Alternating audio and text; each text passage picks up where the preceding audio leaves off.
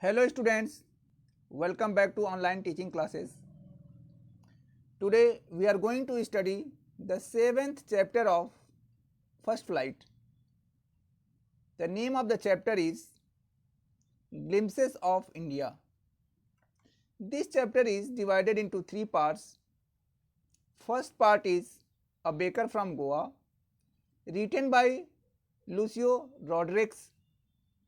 Second part is Kurg, that is written by Lokesh Abrol. And the third part is Tea from Assam, written by Arup Kumar Datta. Dear students, in this video we will study about the first part of Baker from Goa. Before going to the text,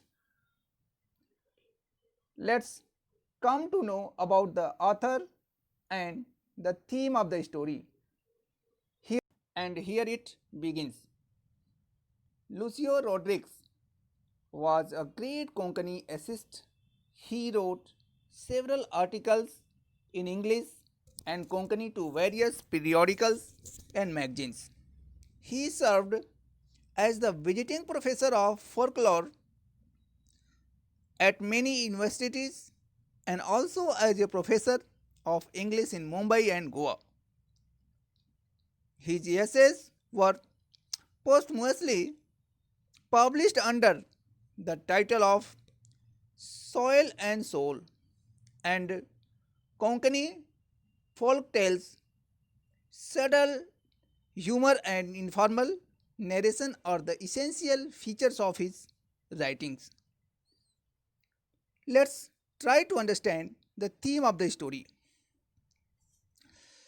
The writer presents a pen portrait of a traditional Goan village baker who still has an important place in its society. Elders still think fondly of the famous Portuguese loaves of bread. The family tradition is still carried on even today by the new generation of bakers or peddlers in Goa. Even today, marriage gifts are meaningless without the sweet bread or the bowl, just as a party or a feast loses its charm without Goan bread. Now, my dear students, let us read the textbook and try to comprehend the textual meaning of the text. Our elders are often heard reminiscing nostalgically about those good old Portuguese days. The Portuguese and their famous loaves of bread. Those eaters of loaves might have vanished, but the makers are still there. We still have among us the mixer, the molders, and those who bake the loaves.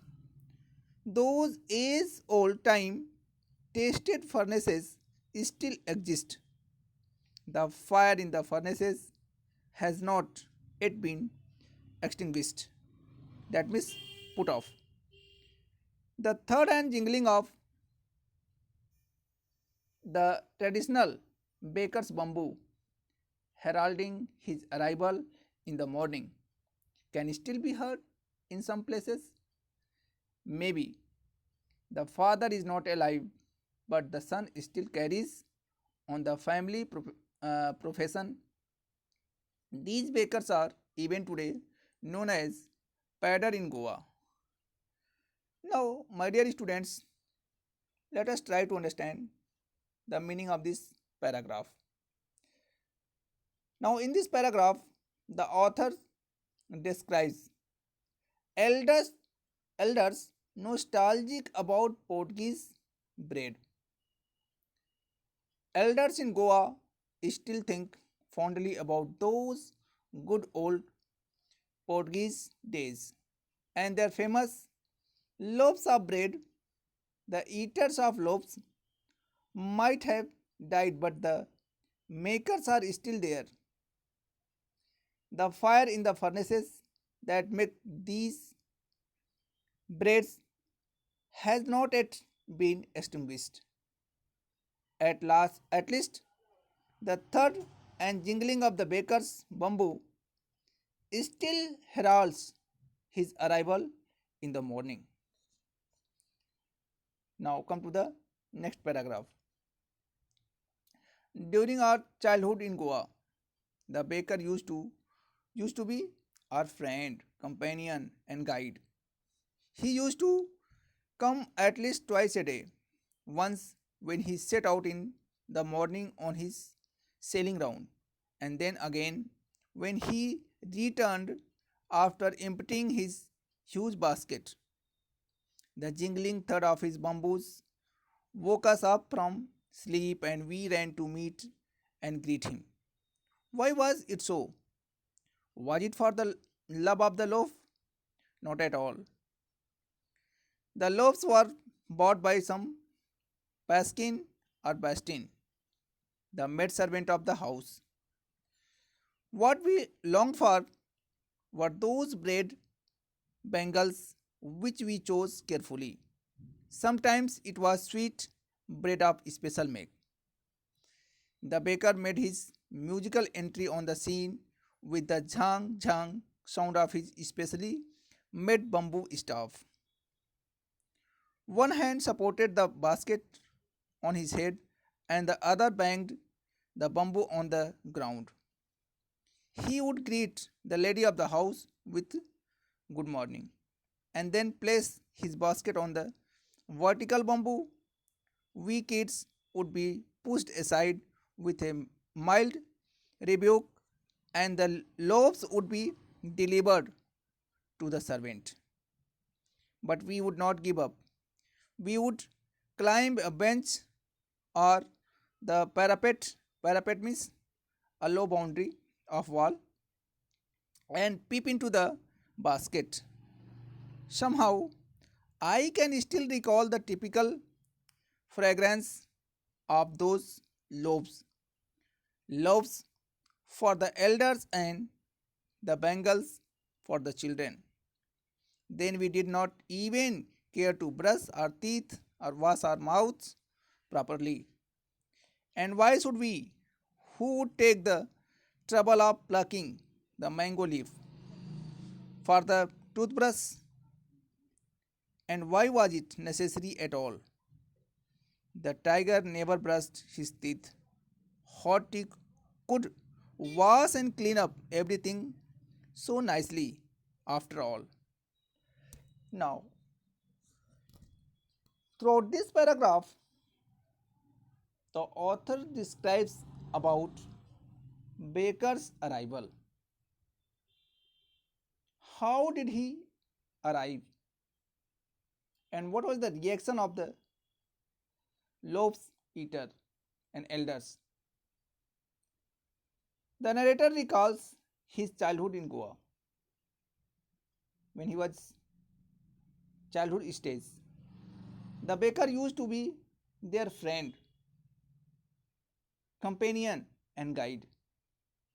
He used to come at least twice a day. The children ran to meet the baker the moment they heard the jingling thud of his bamboo. He would greet the lady of the house, saying good morning. The elders enjoyed the typical fragrance of those loaves, and the kids the music of the bamboo. Now, come to the next paragraph and try to understand the meaning of this paragraph. Marriage gifts are meaningless without the sweet bread known as the ball. Just as party or feast loses its charm without bread. Not enough can be said to show how important a baker can be for a village. The lady of the house must prepare sandwiches on the occasion of her daughter's engagement. Cakes and bolin has, are a must for Christmas as well as other festivals. Thus, the presence of the baker's furnace in the village is absolutely completely essential.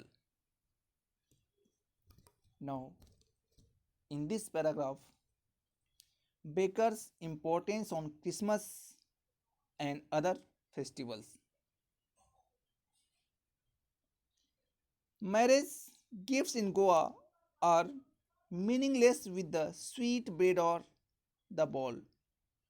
Any party or feast is incomplete without bread. The baker is very important for the village. On the occasion of her daughter's engagement, the lady of the house must prepare sandwiches, cake, sandwiches and cakes and bolin hoes are a must for Christmas and other festivals. Now come to the next paragraph. The baker or bread seller of sorry, the baker or bread seller of those days had a peculiar dress kabai, known as the kabai. It was a single piece long frock reaching down to the knees. In our childhood, we saw bakers wearing a shirt and trousers which were shorter than full length ones and longer than half pants. Even today, anyone who wears a half pant which reaches just below the knees invites the comment that he is dressed like a pedder. Now, in this paragraph, the author is talking about baker's dress. In good old days, in good old days, the baker or bread seller had peculiar dress. It was called the kabai. The name of the dress was called as kabai. It was a single piece frock reaching down to the knees. Even today, anyone who wears a shirt and trousers shorter than full length, then he is said to be dressed like a pedder. Now, coming to the last paragraph, the baker usually collected his bills at the end of the month. Monthly accounts used to be recorded on some wall in pencil. Baking was indeed a profitable profession in the old days. The baker and his family never starved, dying of hunger. His family, and his servants always looked happy and prosperous. Their plump physique was an open testimony to this.